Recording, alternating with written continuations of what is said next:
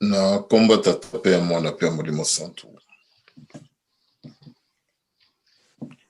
Lelo, le 17 janvier 2021. Nzambe na mape bolingo na ye apesi biso opportunité oyo. Malgré ba condition tokoloba précaire pamba te ebongaki ete tozala na ndako na ye en chair et en os.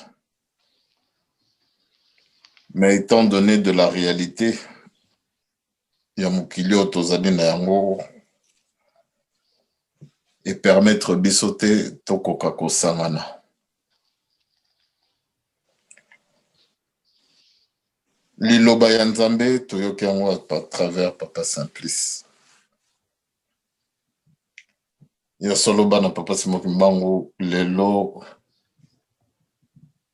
le 17 janvier dans 2 mois. Soki tokolobela yango boye po ete tokoka kokota na le 6 avril. La question que je me pose,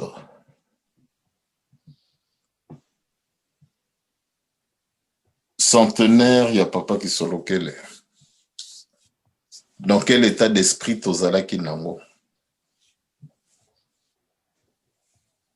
Centenaire, il y a papa Fumambanza. Centenaire, il y a papa Fumwalongo. Nazalaki koloba ete ba centenaire wana misatu esalaki 300 ans.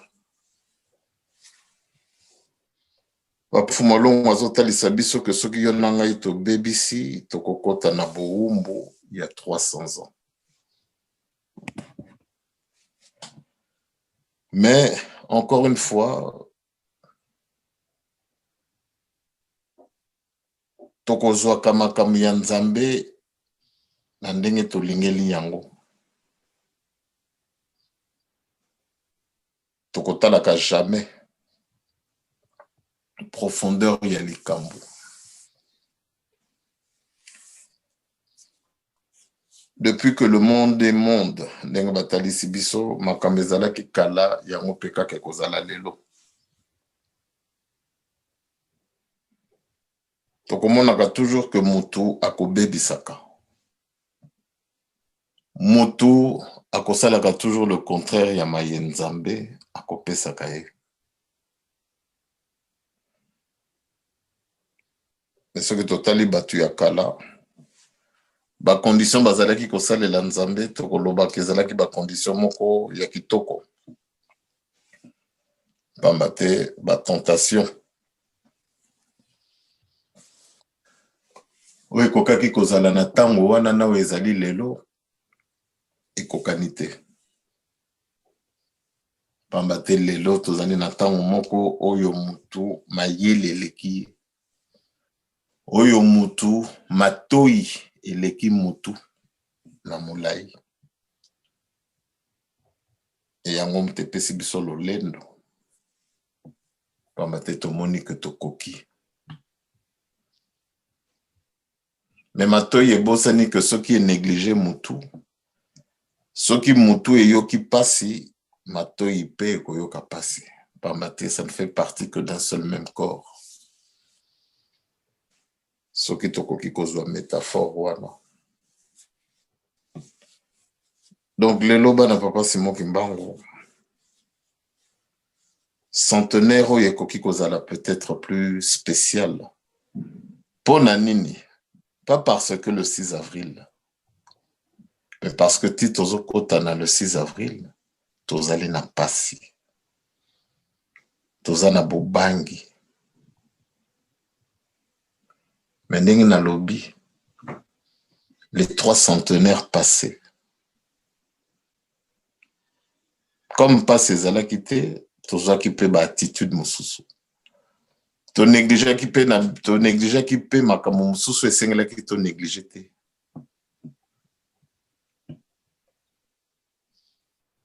Ndenge na bandaki koloba.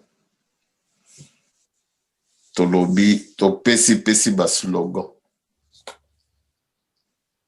Mais centenaire oyo na ebité ce qui tozui slogan.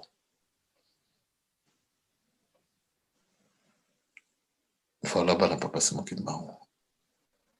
Likambo ya sérieux na likambo ya papa Simon Kimbangu. Le sérieux. Pambate toko bosa na kake toko lobelaka likambo ya Nzambe. Na lobi na bino centenaire, année de l'espoir, ya papa qui solokele. Na bandaki kaka kotuna bino likambo moko. Suis-je l'espoir de mon prochain? Centenaire, ya papa Koloto, slogan. Ya papa Mfumambanza tolobi que ton règne vienne.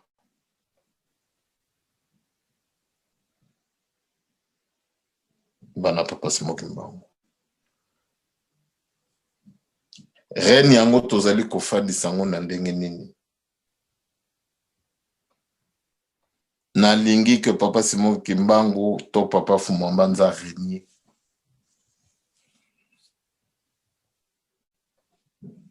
Mais est-ce que ye papa Mfumambanza zo régner déjà na motema na ngai? Voilà, bana papa Simon Kimbangu. Même bas slogan publicitaire, et qu'on soit qu'à sens à long terme. Pambate à force ya comment la publicité wana. Souka nango kokendeka kokosomba produit wana oyo publicité zo salem.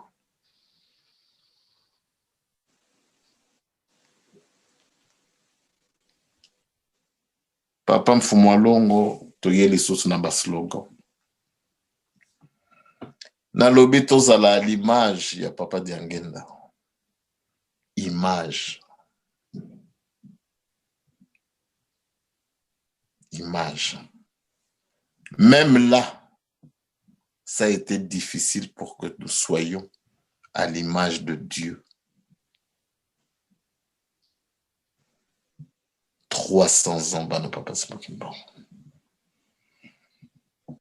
Lelo na centenaire ya papa Simon Kimbangu. 400 ans.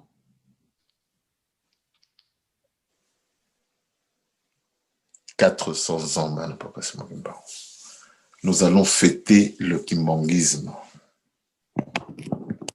La naissance du kimbanguisme.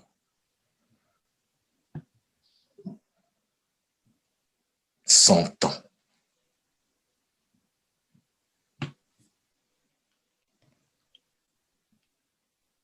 Ma bonne Elia Batoumi Sato et les Kanyama tout à l'heure. Na maman Léonie atalisi biso. Na kolela na ye. Que ma yenyon surtout ba papa batalisi biso. Que toutes ces choses qui font de nous des êtres humains to perdre yango. Voilà. Donc même notre côté, notre humanisme, nous l'avons perdu. Et maman Léonie ne pensait pas si bien dire. Parce qu'effectivement, je ne dirais pas notre côté humain, mais notre côté kimbanguiste, notre kimbanguisme qui est censé nous habiter, nous l'avons perdu. D'où les conséquences.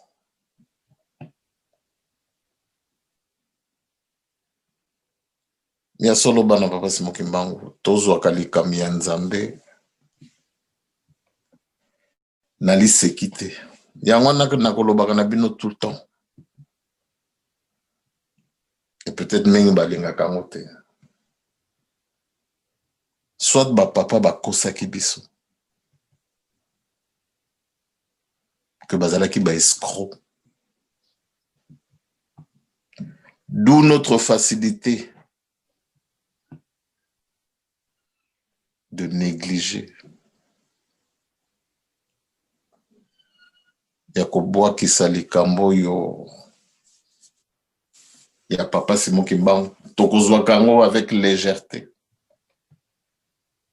Que tokozalaka bakimbangiste le dimanche. Pamba te to mesani ndenge wana. Que ndenge pe tokoti na ba confinement yo. Mutu pazane kilo akota zoom. Pamba te ezobetisa biso nyonso to mabaku. En commençant par moi. Mais j'en assume les conséquences. Pamba te nasalaki mabe. Na tango ya bana Israël, ils ont été confinés. Na tango ya bana Israël bakotaki bandako. Tango liwa eyaki. Tango liwa eyaki. Bana Israël bakotaki bandako. Confinement. Et tomba entre le bien et le mal. Papa Moïse alobi, eloko kaka ekobikisa bino, bozwa makila. Nyantaba bocha na devant ba porte na bino. Comme ça, liwa tange koya, elekada. À l'image, bana Papa Simon Kimbangu. Signe, oyo kolakisa, ke wana ezali ndaku ya bana ya Nzambe. Oyo akocha makila te. Oyo akocha makila te. Na tango wana, aka moitié soki liwa ebeti na porte ne pamba te alandaki maloba ya Papa Moïse te. Voilà, bana Papa Simon Kimbangu. Là, on parle de Papa Moïse. Photocopie ya bana Israël.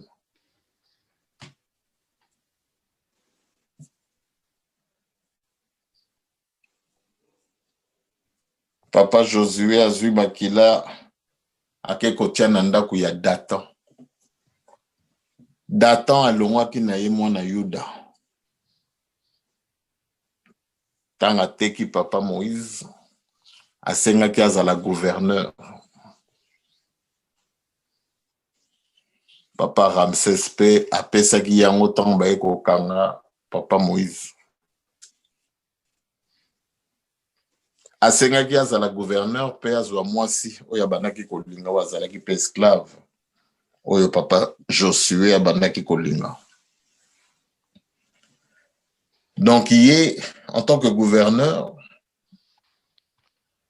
alongwaki na ye juif. Donc atiaki makila na porte na été pamba te, il ne croyait pas en la parole de Papa Moïse. Mais Papa Josué na kondima na ye na bolingo azalaki nango epai ya mwasi. Azui makila atie na porte ya Papa Datan. Oyo ezalaki ndaku ya ba Égyptien. Mais tangu liwa ye elekaki ndaku ya Datan.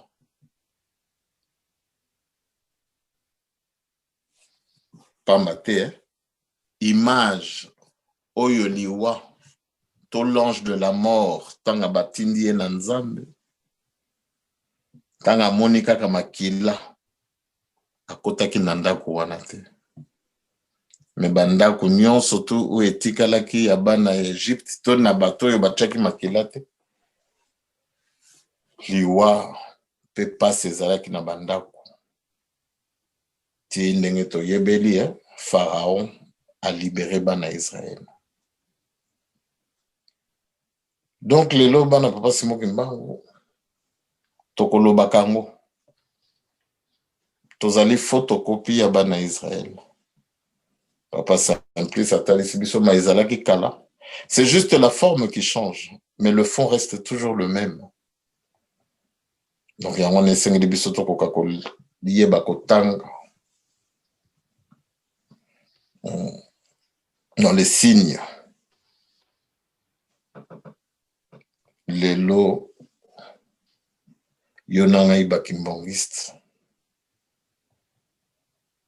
Nzambe yo abimisaki bana Israël yende kaka mtazali kotambusa biso.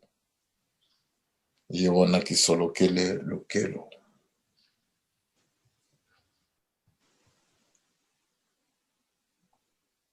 Na bunzoto bana papa Simon Kimbangu. Tant tozali kotala ndenge lingombe ekomi, ndenge biso bakimbongiste tozali. Des fois, ça fait réfléchir, même ngai moko personnellement. En tant que makila, papa Simon Kimbangu, moi ne yaba papa. Ezate que nazali arrière, petit-fils. Mais tozali première génération à descendance, c'est papa Simon Kimbangu.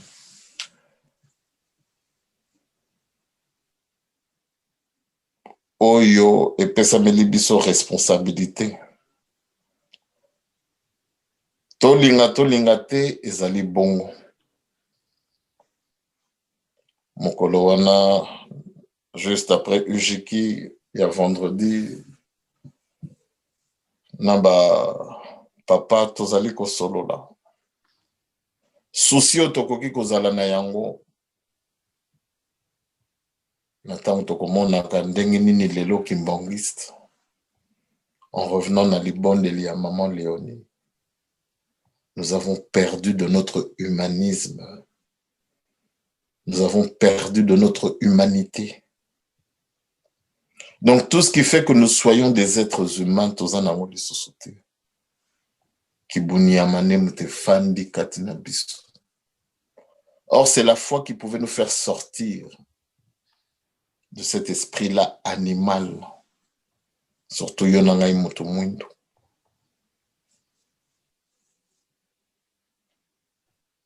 Donc tovandi, totali, tosololiti, soki ba erni.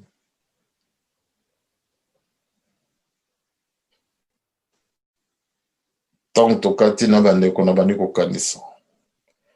Que même lelo, maboto yo mibale ototikali. Mais TikTok kota 2021, otali que souci ya mutu, ezali kaka kokabola. Allez, tant bien même que mutu wana to batu wana bakoko zala na raison. Depuis 2002, tozali kobunda pona unité ya libota. Et en même temps, tozali kosenga unité ya bamboka na biso. Conséquence, bana papa Simon Kimbangu. Tozali kosenga unité ya bamboka. Mais kimbongiste mutazali kokabola libota. Ndenge na lobi, même soki X ou Y baza na raison. Mais cette voix-là qui nous a unis, tobenga baba kimbongiste, était ibiso nini. Voilà bana papa Simon Kimbangu. 2021.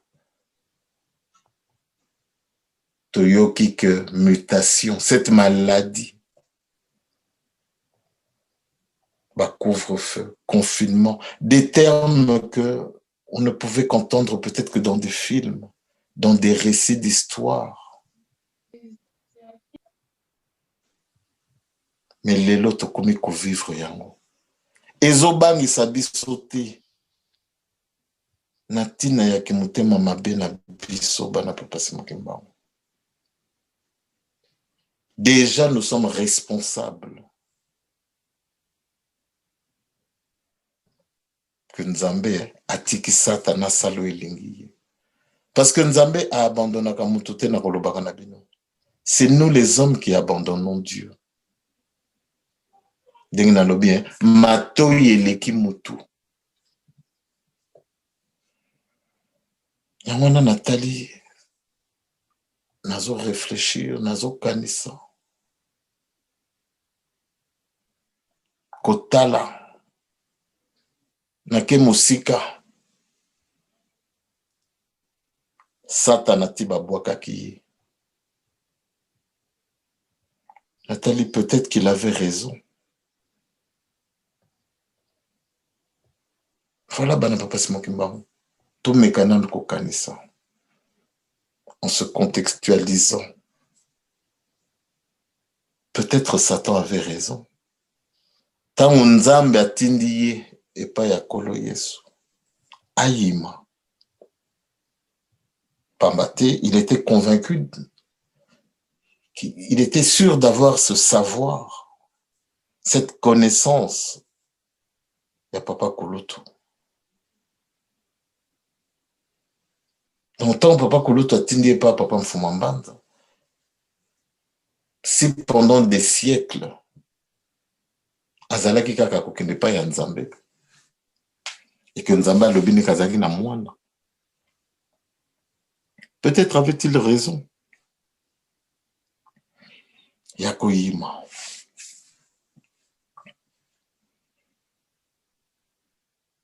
Pambate atalaki peut-être na ba caractéristique moko boye, na ba critère moko boye, selon entendement naïe, selon jugement naïe, selon son satanisme. À mon avis que non. Pourquoi lui envoyer chez le Fils de Dieu, chez son Fils?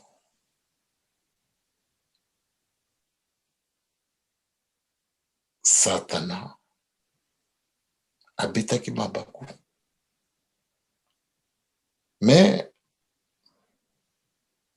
ndenge kaka toyebi tia ye kondima. Histoire toyebi yango tikolo Yesu atindi pa papa mfumu alongo. Wana nde aye kokrake.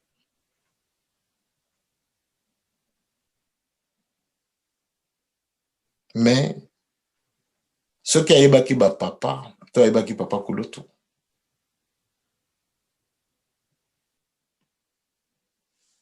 Caractéristique oyo ye ayebaki te.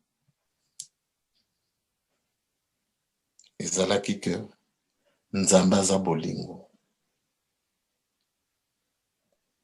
Dieu est amour. Et c'est qu'à conclusion na ngai komaki na esika wana. Pambate lelo tito zoloba te. Pas marteau aza na droit kotia elembo te. Oui, peut-être tu as raison. Mais bolingo oyo Nzambe azalaki nango. Tanga aye kosonde motema ya Satana. Aye kotala ke eloko ezali kozanga Satana bolingo.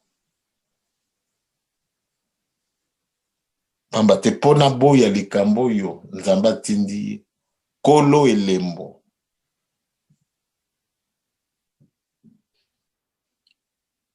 Esengaki atosa.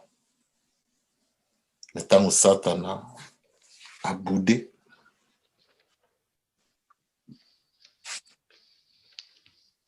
Abosani ndenge nalobi caractéristique oyo ezali kosala ke Nzambe azala ndenge mosusu.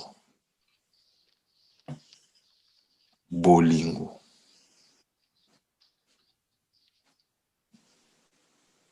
Atindi Satana epai ya mwana. Mwana atindi epai ya Molimo Santo. Que même likambo wana soki Nzambe kaka muta kosala kango. Mais na tina ya bolingo tanga moni ke yo Satana. Eza te kozopesa likambo yango valeur. Mais eza parce que olingi mutu wana te. Yango wana oboyi.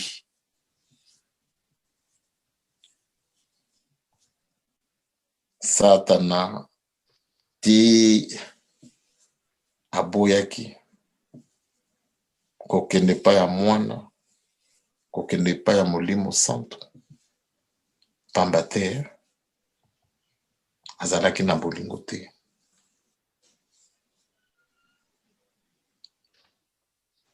papa kolo to soki atindaki pa papa Fumambanza ezalaki na tina ya bolingo azalaki nango epai ya mwana ti batindi epai ya molimo santo ezalaki kaka na tina ya bolingo oyo azalaki nango na molimo santo mais ndenge nalobi Satan avait peut-être raison mais abosani ke wana azali nzambe ke na bolingo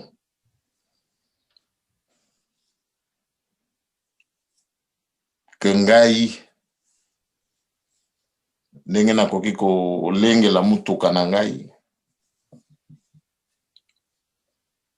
papa Olivier ayebi kaka ke papa alingaka ye moko kaka mema mutuka mais soki papa Sati aye kosenga ye fungula ke namoni ke papa Makelo apemeli ye fungula na ndenge moko ya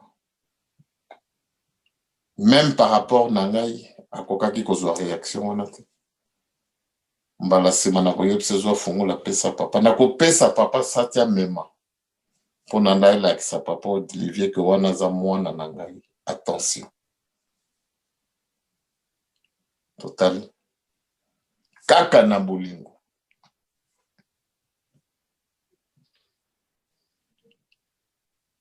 donc lelo bana papa Simon Kimbangu ndenge nalobi 2021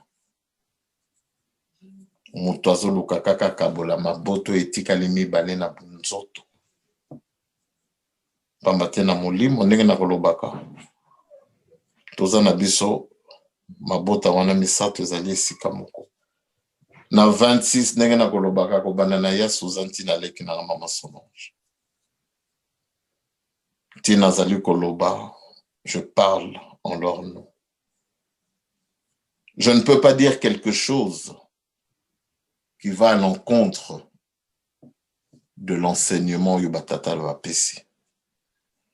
Donc, lelo, mingongo nyonso to tozali koyoka. Yango wana nakolobaka na bino ke ba victime ezali bino. Que vous êtes des victimes. Oyo papa mfumwalongo alobi na ngai. Yango nalobi weekend mobomba nazokanisa. Esika na tiaki makolo, tia makolo. Ça veut dire quoi?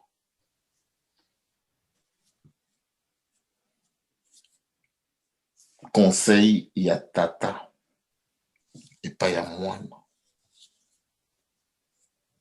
Mais lelo, mutu pas zwine pe. Ndenge nazoloba na bino. Préféré na yo que diange na kututu ki dia bongisa yo. Ki solo kele. Kiangani solo. Dialungana. Kiangani mbenza. Que eza la papa Simplice abongisa yo yo po landi. Na makila papa Simon Kimbangu okoki kozwa circonstance atténuante ndenge bakolobaka na ba tribunaux.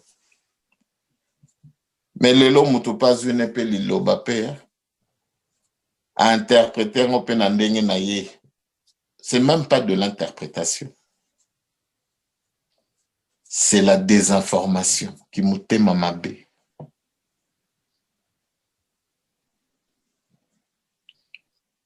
Donc voilà bana papa Simon Kimbangu.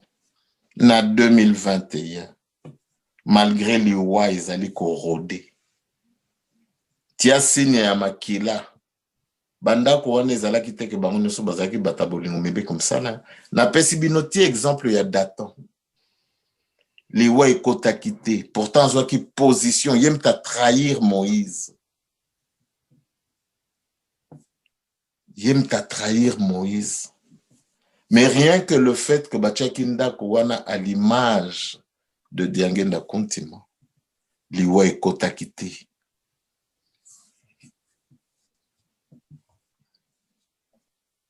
Voilà, Bana Papa Simon Kimbangu. Être à l'image ne veut pas dire être parfait. Mais to laksa image we kosala que tant le wezo leka et mon ayote pambate ozana image ya nzambe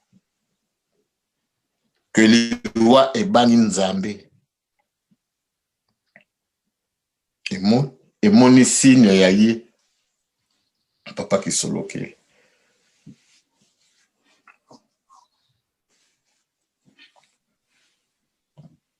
Donc voilà, bana papa Simon Kimbangu, le 17 janvier 2021. Tokoti 2021.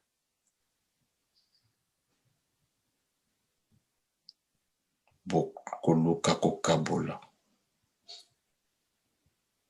Ndenge nalobi nzambe na bolingo.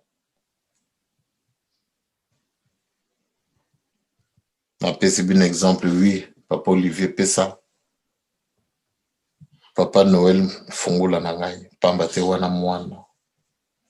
Pambate na yebi que ti papa Olivier zo salango, ezate kalingi pa marteau.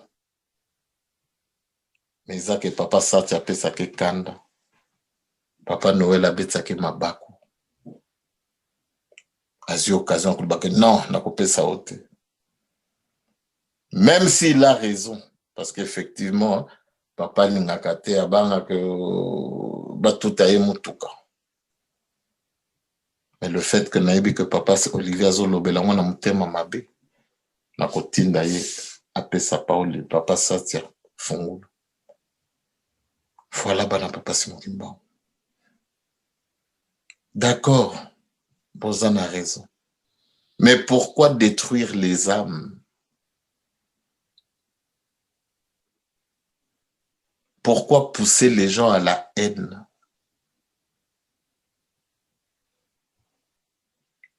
Pourquoi cette incitation? Tu as raison. Et après?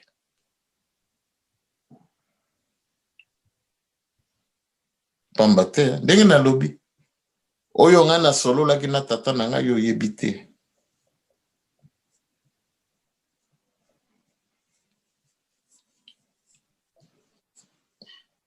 Donc, les lobana papa Simon Kimbangu, yamona na kolobaka na bino, vous êtes le dernier rempart.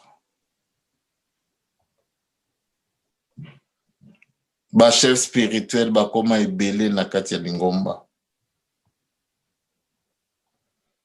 Nga zana nga chef spirituel te na mona papa. To tikeli bino yango. 2021, le 6 avril. Oui. Eza nango mukolo moko ordinaire.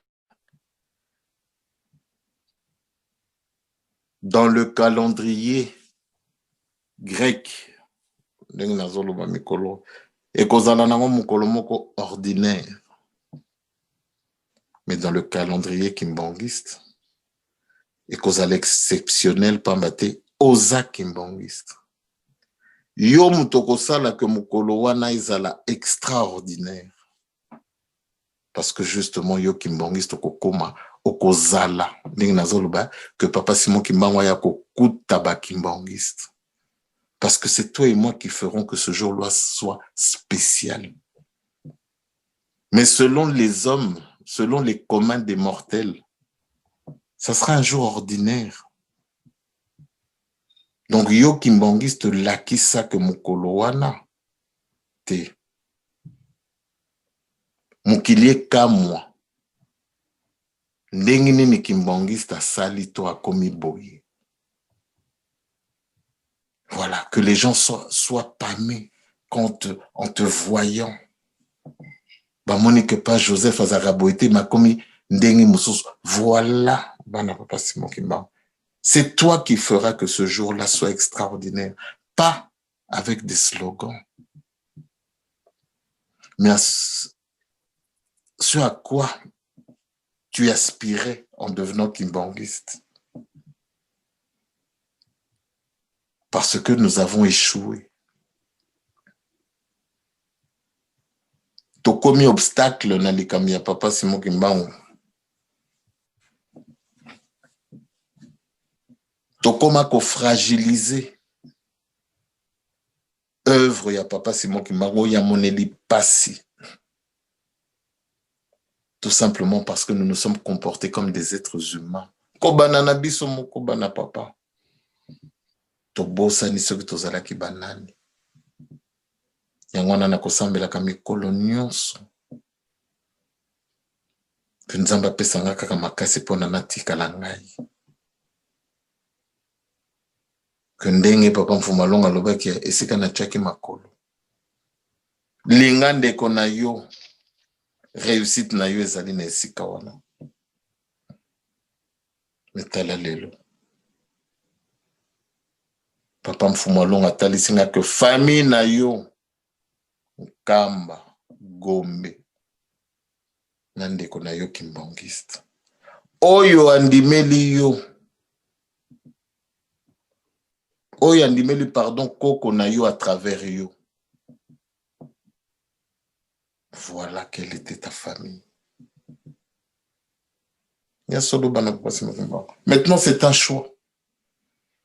Est-ce que Diangenda Kututu qui dit Mutazoko Sangai, ton papa Simplice? Voilà. Papa Simplice a lobino nini to asali nino etalisio que oui, na landai. Yem talingi papa Mfumalongo koleka ngai. Voilà ce qu'on vous démontre par les pseudo-chefs spirituels. Voilà, bana papa Simon. Yango na Nzambe atalisi biso albi kolinga te ko mutu azwa kondima na yo, aguide yo.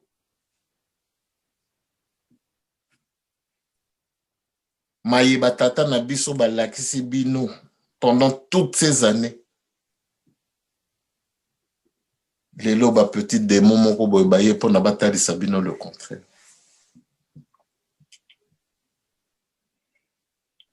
Ya solo bana papa Simon. Posa la mayele. Pasi na esengwe koyanzela moko. Bana Israël confinement. Liwa yi tiba bimaki.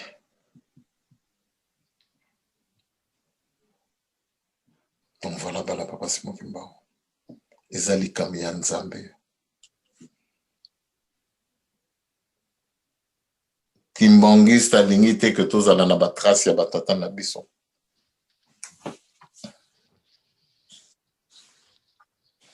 Tokende na mama Mfumalongo kokende tala mokonzi ya mboka. Il y a de l'époque.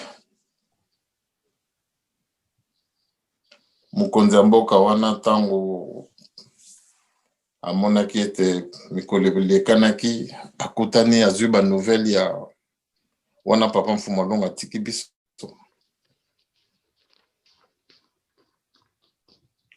Mokonzi ya mboka wana tanga yambi biso tozalaki papa Charles, maman, je pense na maman Christine, je pense na papa Charles. Tango nazotala kaka esika ndako ya mokonzi ya mboka wana bureau na ye aye pe wana. Alobi nanga tata no azalaki motu moko ndenge mosusu.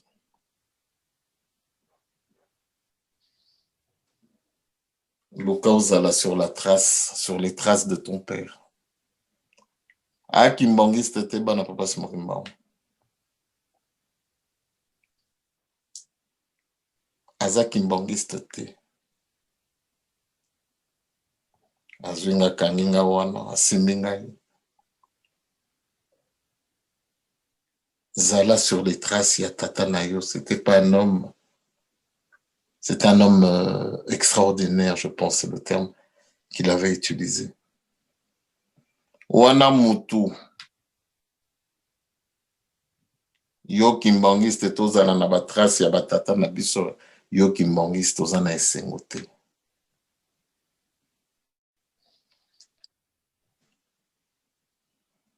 Donc voilà bana papa Simon Kimbangu.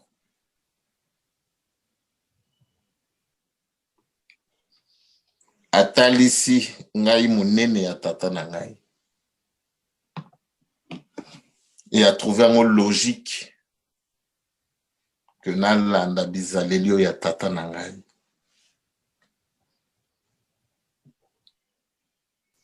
Soki diange na kututuki da chewe lembo azandoki. D'accord. Tu as raison. Oui, Satan avait peut-être raison. Mais tout le monde a qui souka na ye. Pambate lelo, hein? Oh, papa marteau, papa lobaki ye kaka. Na bolingo naza na ngai pa ya bandeko na ngai. Pambate yo ti ozoloba bongo eza te parce que olingi ngai. Mais parce que olingi ndeko na ngai te. Yango na pe na nkoa, na koloba lekendo zongo epai na ye. Voilà bana papa simba. Likambo ya Nzambe, même Satana, même Satan, il lui a fallu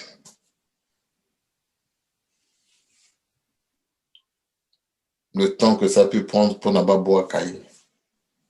Mais yo, à peine 100 ans, même pas 100 ans, to kaboli, ndenge Satana pas kabola ki ba papa na likolo.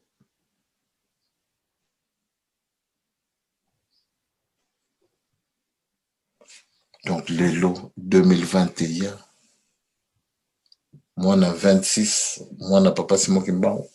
Total elango liwa ya nzoto te. Mais to banga liwa ya molimo. Ludi kikilo. Tot banga liwa ya molimo pamba te yango nde Satan azoluka nde. Tolakisa na papa Simon Kimbango que non, nous sommes utiles à ton œuvre. Pamba te soki na molimo toza na biso susu utile te. À quoi nous servira que na bunzoto tozala? Donc si le Covid, pour ne parler que de cette maladie, va nous emporter, c'est pas grave. À côté kanae pamba te, hein, on est inutile. Nous avons perdu de notre humanité. Notre côté kimbangiste, nous ne l'avons plus. Alors à quoi on sert à papa Simon Kimbango? Yamona tozolo banabino. Papa Simon Kimbango ya kokuta bandimi. Yamona déjà que tozawana. Total, janvier. Et comme nini ya ba anglais awa. Oh non, et Afrique du Sud. Oh non, ils ont outé oh, ils ont des sous plus meurtriers, plus contagieux. Kokota na biso en 2021.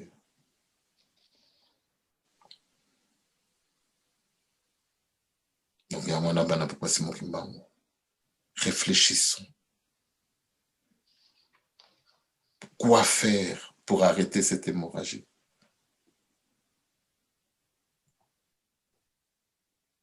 Voilà. Tokozong sabino kaka na liloba ya mfumo long. Pambata lobi ezali pona baoyo bakenda. Bino mutu bozali na baroya. Nzambe tia loba. Voilà bana papa Simon Kimbango. Nzamba loba na ye déjà. Yango pe kaka tokoloba na bino to tozali koloba. Bolingo mibeko misala. Point barre. Toluka na biso te liloba ya siko tokoloba na bino pona ezongisa bino bandimi. Parce que même liwa ndenge ye tozongi bandimi te. Tozaka na mitema makasi. Ndenge na lobi oyo mfumu alonga lobaki na ngai yo yebi te. Tango ozobwakela nga mabango yebi te soko ozobwakela nani. Mais c'est normal. Pambate, ba oyo bacholaki ba papa, c'était pas des kimbongistes. Ba yebaki ba tata te. Ndenge pe lelo. Kimbongiste Papa Maïma Lobeli. Il y a 26 réalités zali wana bana papa Simokimba. La réalité elle est là. Pas sinon senge ko yanzela moko. Donc les lobana 26 nengna lobaka vous êtes le dernier rempart. Bino bana 26 toza kotali sabino. Total confinement.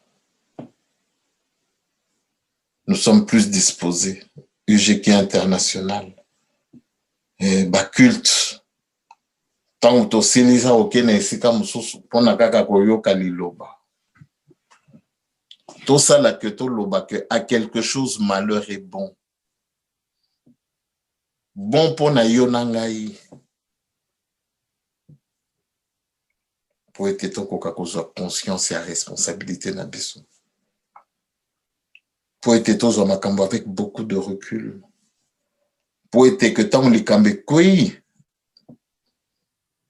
ezala te fatalité mokolbe c'est fini. Non. Mondela lobby, ceux qui ne te tuent pas te rend plus fort. Mais sois fort, mon papa Simokimba. Lakisa kozali mone ya papa Simokimba. Sois fier ya kozala mone ya 26. Que totika ba démagogue. C'est normal pas mate ba yebite ki bumoto. Mais bino mutu bozo bunda po ete libota ezale loko moko yango nde bénédiction.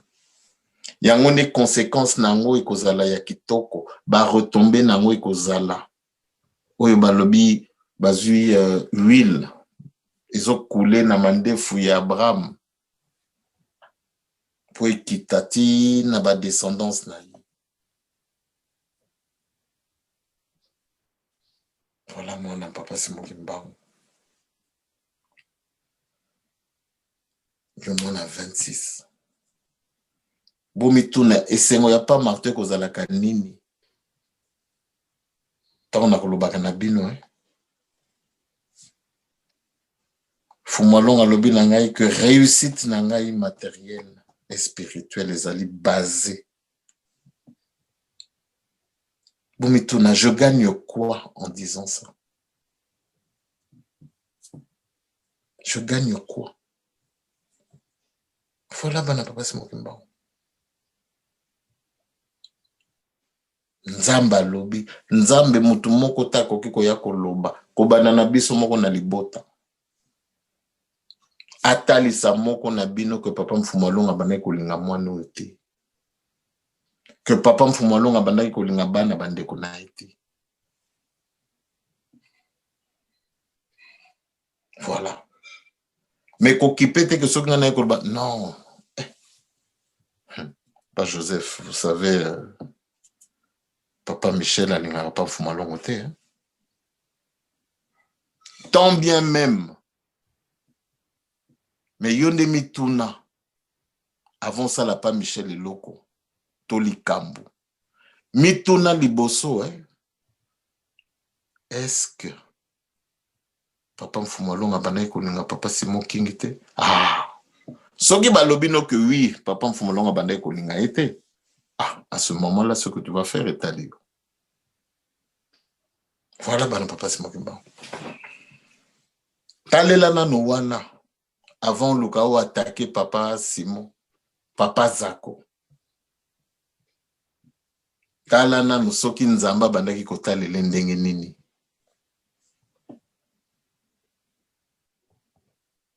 Voilà esika esengeli tozala mayele bana papa Simon Kimba. Parce que d'accord, topesi bozana a raison. Mais nzamba azalaki kotalela ngo ndenge nini.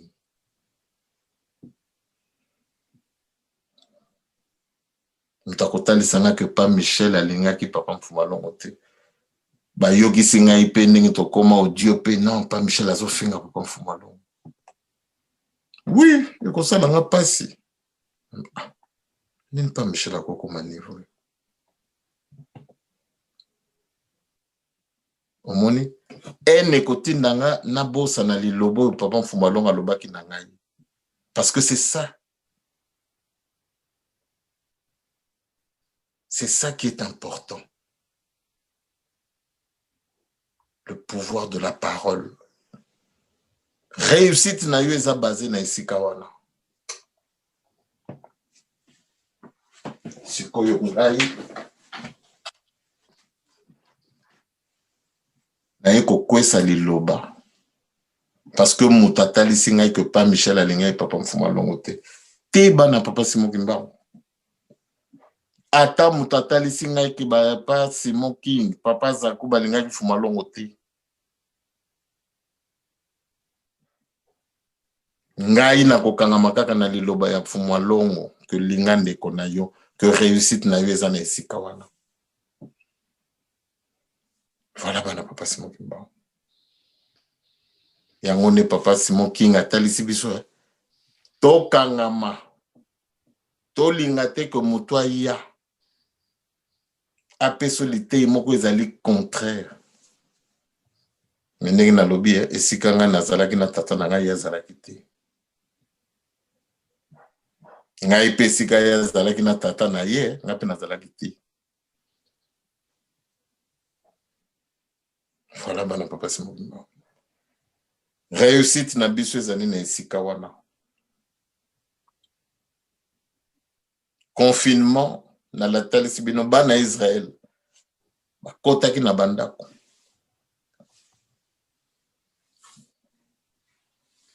Balabala vide.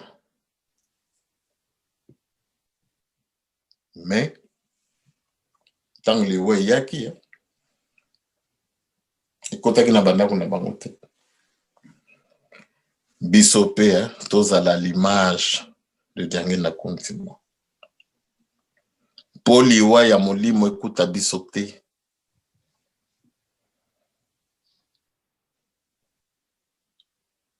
Tobima na pasi oyo. Pasi na bisengo ekoya nzela moko. Yo nanga tozala na nzela ya bisengo. Ya pasi te.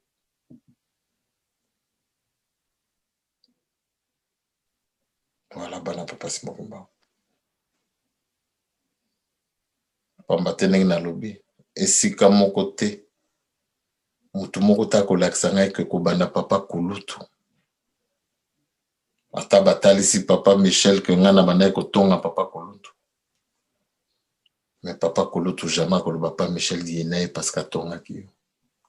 Jamais papa Mfumambanza à moins que bazalaki batu neti yo na ngai.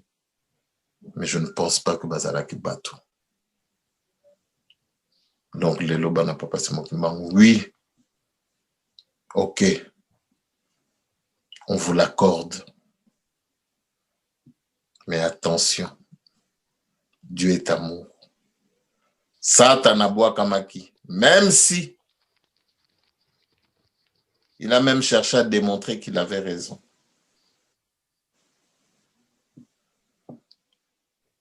Aboua kamaki bana papa Simon Kimbangu. Donc lelo tosala na biso oyo ba papa balingi.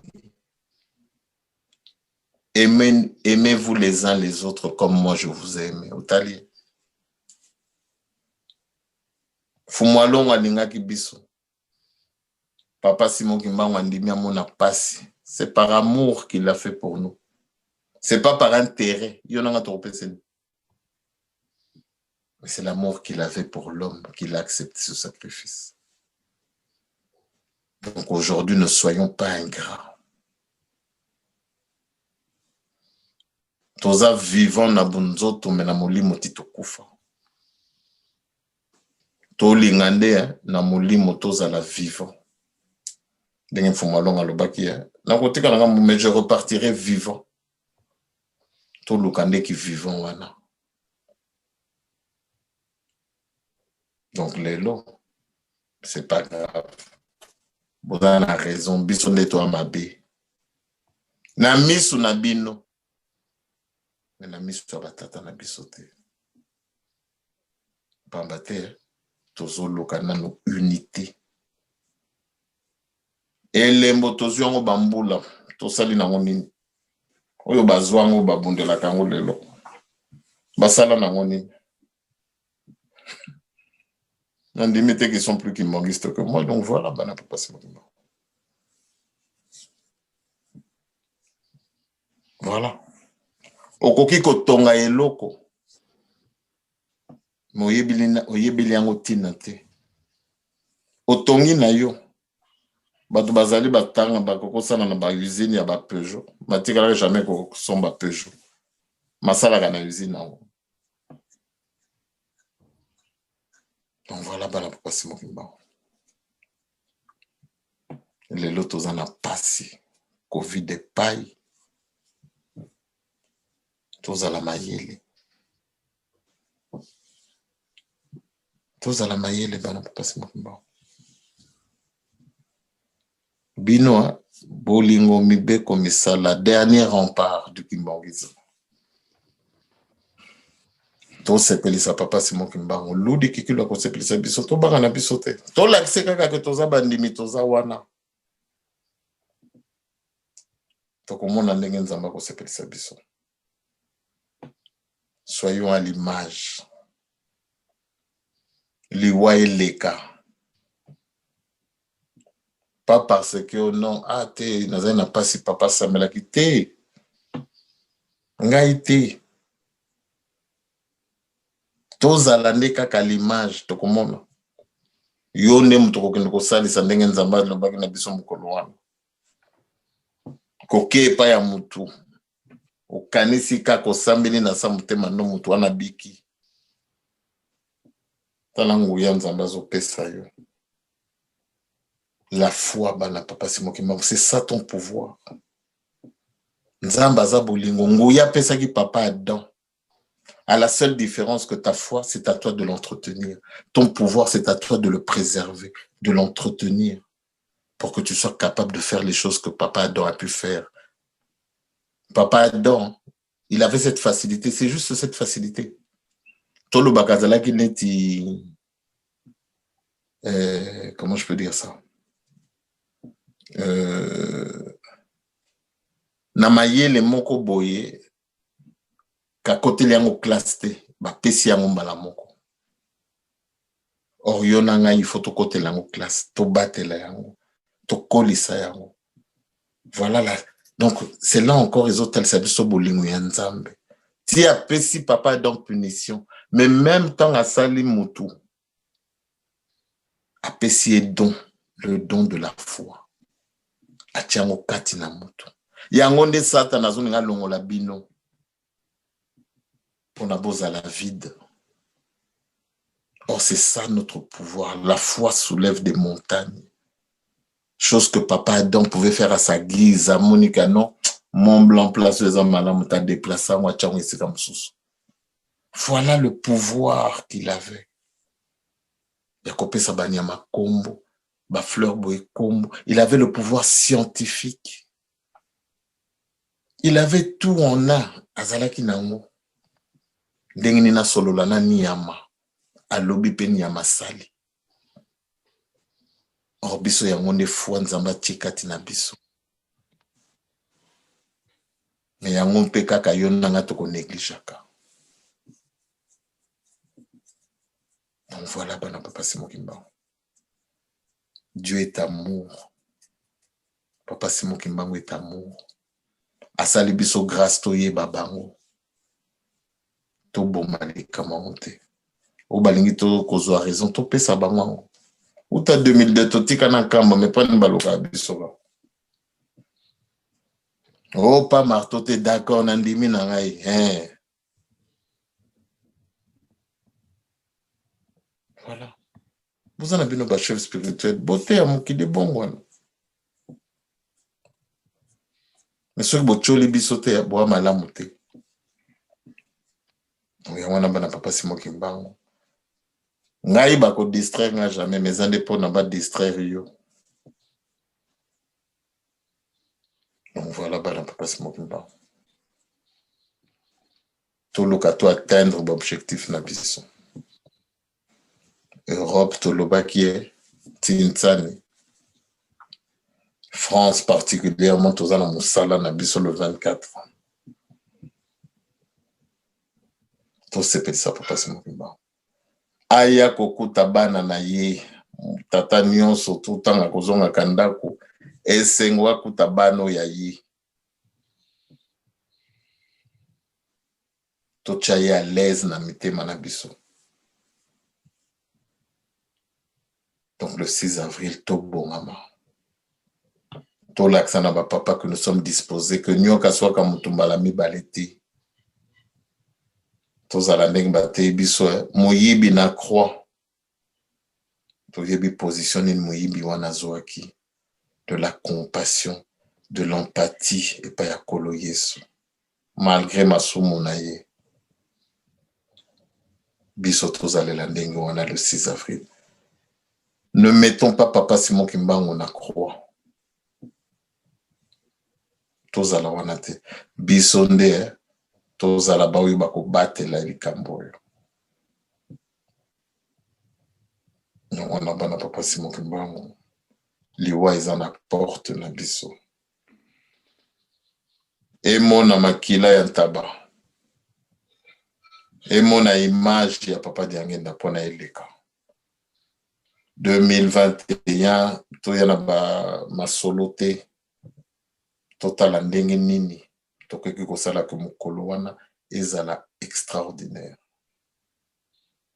Ndenge pa si salobi ya soki tokoleka 100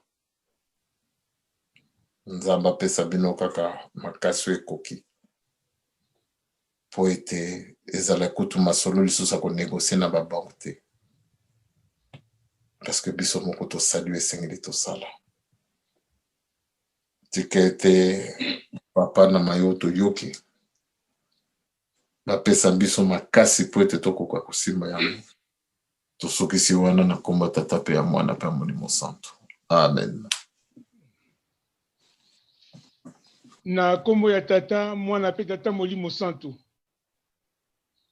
To uti koyoka maye papa na biso apesi biso. Biso nyonso to yoki ndenge alobeli yango avec insistance et loko ba bengi le pouvoir de la parole de Tata Nzambe ndenge alobeli yango la foi qui est un pouvoir et oyo muto azo sala tout moyen possible à boto la biso papa bazali toujours constant na ko kebisa biso soit bazali koloba il faut to expérimenter Tata Nzambe na ba capacité na ye na volonté na ye. Tout ça la lokola corbeau na renard te na fromage au balingi ba boto la biso poto kwesa yango bango bazwango. Nous devons rester constants papa lobi que nous sommes les derniers remparts. Donc à nous de rester à l'image de papa, à nous de faire que tout suivre papa parce que papa lobi que baza ba extraordinaire et bango bazali tel fils tel père. Il est mieux to kwela na maboko na bango mais ya bato pamba pamba te ya libanda. Voilà papa ndinga kebisi biso. Oto yoki mutunyoso abomba. Soki to bombi to sali lango poto zwilango lobiko. Toko yamba maloba ya papa na biso na kombisa to abule. Na kombo ya tata ya mwana pe ya Molimo Santo.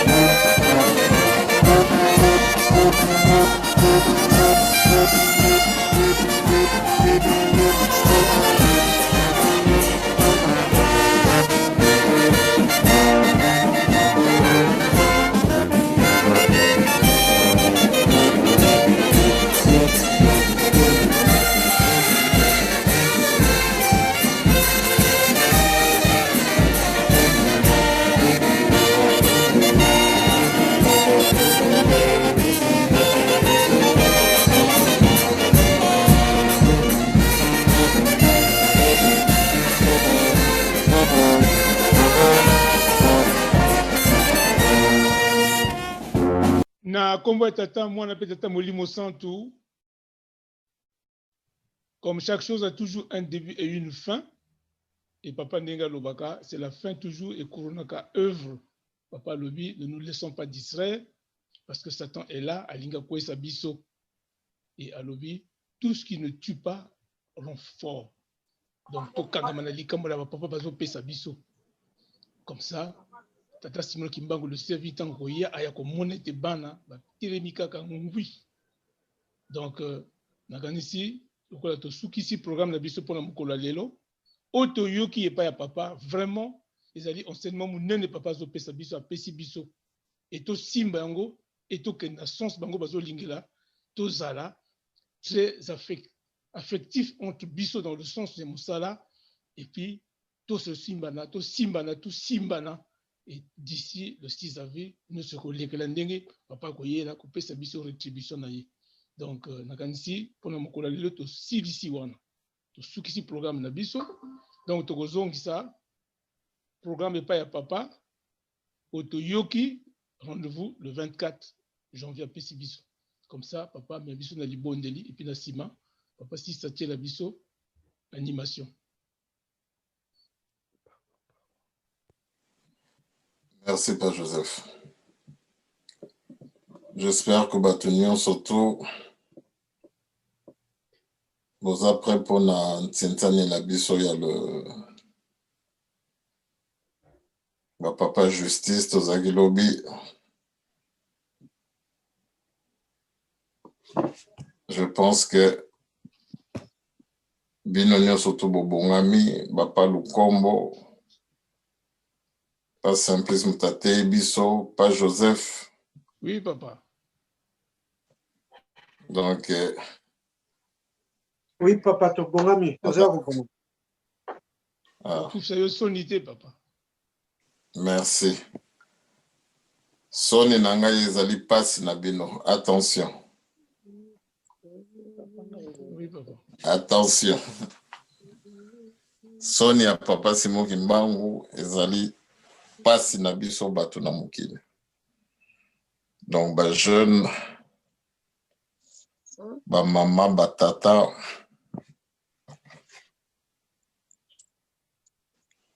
semaine prochaine, nana lobaki 500, mais bon. Eza esengeli ya mokolo.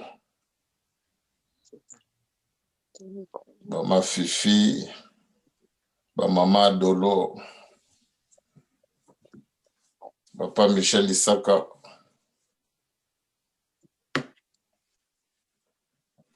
Donc, Eliki Ezali, que le 24, tout se peut ça, papa Simon Kimba. Donc, on a na Nantes, papa Lukombo, maman Véro, Marilyn, ya Bruni, ya Gina, maman Annie, Binonion surtout. Rendez-vous na biso dimanche prochain. Donc, bah, Simer, bah, Médéros, pas d'excuses. Donc, je compte sur vous. Allez, tout bon de là.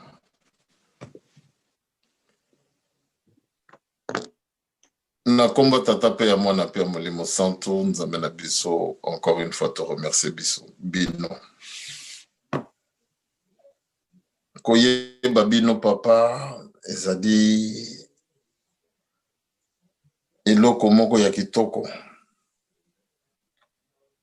Eloko moko ya esengo. Pamba te toyebi moto ya sali mokili. Bana Israël bazali kobenga bino nzambe oyo azanga kombo. Mais lelo biso bakimbangiste, nous avons un nom et un visage. Que toyebi elongi ya nzambe. Toyebi elongi na bino papa Simon Kimbangu. Ya solo kaka eloko tokoki koloba bolimbisa biso. Pamba te tolakisi ete ke tozalaki digne te. Tozalaki digne te. Na bolingo na bino, Satana oyo azalaki proche collaborateur. Azalaki oyo bino penza botiaki motema. Mais koyeba papa mfuma mbanza, koyeba papa mfuma longo, ezalaki na epasi. Mais biso papa, bosali biso grâce toyeba bino. Normalement, oyo Satana salaki koluka kokabola bino. Tokoki koloba foti na ete pamba te ayokaki bino te pe ayebaki bino te. Mais lelo biso papa, toyoki bino, tomoni bino. Bolakisi biso ndenge nini bolingelaki ke lingoma na bino ezala, ke libota na bino ezala. Donc soki tokoloba, toleki même Satana na mabe. Toleki Satana na mabe. Pamba te ye ndenge tolobi ayebaki bino te. Mais biso malgré que toyebi bino, tozaka na capacité wana. Même mutu alingo kokufa, o amoni que pema eza ekomi ne mukuse. Amoni que kalata kokufa na ye, akoluka kata se remettre en question. Akoluka même sango pona tubela, asenga bolimbisi. Mais biso, tomoni pasu eye, c'est à croire que tozozela oya pasi de sous koleka. Que oyeza na biso et interpeller biso te. Pamba te tozali komona ke bamsusu bazui, bamsusu bazui te. Bamsusu babeli yango te. Bamsusu babeli yango mi bakufi te, yango tozomona que la vie continue. Or tomoni que variante msusu eye. Donc soki 2020 okufaki te, oyebi te 2021 okosilisa yango ndenge nini. Yango na papa pardon mais bolimisa biso kaka tozali batu. Et définition ya mutu ezali kozala motema mabe. C'est croire que l'homme par définition c'est une personne mauvaise. Yango na papa bolimisa biso. Yango na tokolobaka tozali batu bino bozali banzambe. Tolingi nde tozala bana bino bozala batata. Tata moko te alingaka mwana na ye au détriment d'un autre. Yango na papa pardon mingi. 2021. Bino bobundi. 100 ans yo papa c'est moi qui mbango moni pasi. Papa kulutu. Papa mfuma longo. Papa mfuma mbanza bomoni pasi. Pasi na bino ti mukolo nini papa. Lisumu nini bino bosali. Que même bana na bino. Moto akoki kolinga bango te. Kimbangiste. Bakufa lelo lobi musika. Bakabwana. Et tozali pe ko revendikango. Et sengo na ngai kozala nini ya komona que papa sampisa kabwana na bandeko na ye. Et sengo na ngai kozala wapi. Natan on a mibengami pe mwana ya nzambe. Voilà où se trouve toute la différence. Pambate mutu normal a koko lokate que libota moko ezala divisé. Même au nom de je ne sais quel héritage. Yamwana papa, pardon mingi. Bolimbisa biso kaka pambate tozali batu. Bokangela biso mutema te pambate bana na bino bazali. Nenge papa olakaki ngai ete bana na bino ya solo bazali. Bana no papa na bango nde tozali kotonga. Tozali kosala. Tozali ko faire avancer musala na bino. Na Angola, na Congo Brazzaville, na Kinshasa, na Bakisangani na bamboka nyonso, na Amérique, bana no bango wana bamonani. yango na papa na mama na bino bolongisa biso botangela biso mabe na biso te mais botala volonté oyo tozali kolakisa po ete tofandisa libota na bino tovandisa lingoma na bino ndenge bino bolengelaki yango yango na papa bana no bango oyo torépondaki présent ya solo même soki moyini satana azali kaka kotungisa bana na ndenge tolobi ya solo papa na mawa na bino nde bobongo na bango oyo elingi bino nde salema biso tozosala oyo bino bolingi tozali parfait te mais tozali komeka kogarde cap po ete bana na bino pamba te soki totali yango na bunzoto ntango mosusu mposa totika mais soki natali mayebo olobaki na ngai ya solo nzambe na biso ndenge mama mfumu alongo olobaki ya solo papa bakobundisa yo me kotika te zala neti tata na yo ya solo papa soki nasangisi nyonso to wana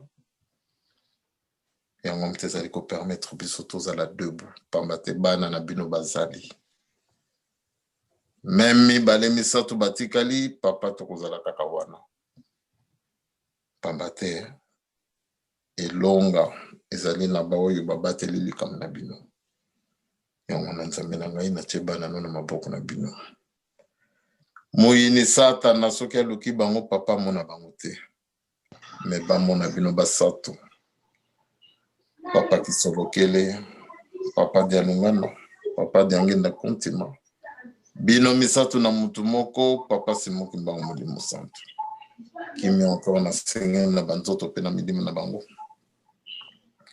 semaine mobimba bino nde bobatela bana na yo